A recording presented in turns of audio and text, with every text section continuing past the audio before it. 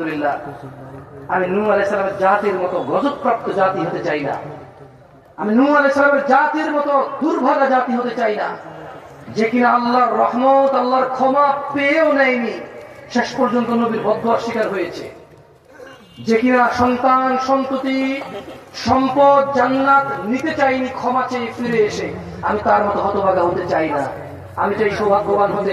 আমি চাই যেমনটা আল্লাহ বলেছে, ইল্লা মান তাব, যে ক্ষমা চায়, ফিরে আসে, ওয়া আমানা, ঈমান আনে, ওয়া আমিলা আমালান সালিহা, ভালো কাজ করে, ফাউলাইকা ইউবাদদিলুল্লাহু সাইয়্যাতিহিম হাসানাত, তার আগের সমস্ত গুনাহ আল্লাহ নেকিতে পরিবর্তন করে। বলেন কখনো দেখা হলে এরকম আড্ডা দিয়ে চলেন এবং একে অপরের সাথে বলে যে আলহামদুলিল্লাহ, আমি নূহ আলাইহিস সালামের জাতির মতো হতভাগা জাতি হব না।